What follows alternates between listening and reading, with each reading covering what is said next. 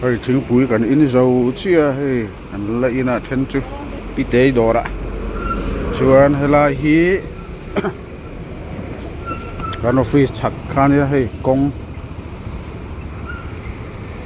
an siama hei mi kong hi an lai boka a khu deuh lai la khi ta tanga chal tlang dor ko na tanga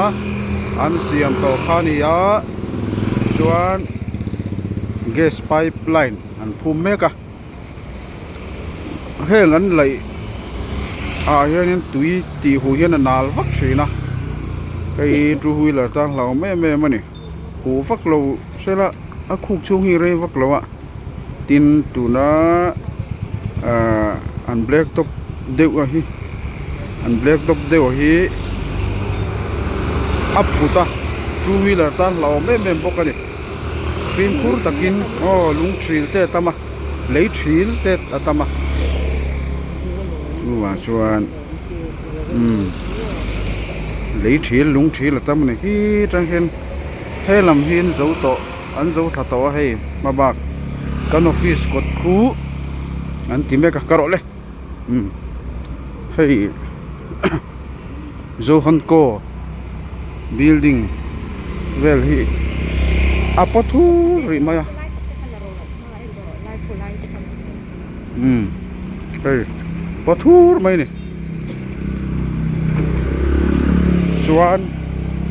tui an ti hu vak hianin anal vak thina two wheeler tan laoma an ti to kha chuan film kura thula a hul thayang berin thei sela thei chu tu ni khata PWD hoina no siam vele mai do na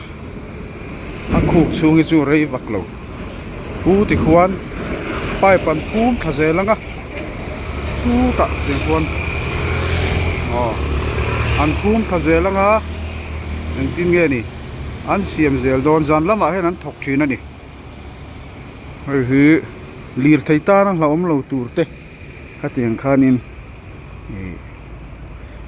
kan vai ta na thaturin ti mai te ang hatiang khanin ruwa man thiam thei lagin alo mom khopang ti kha kanan soi ve ni chu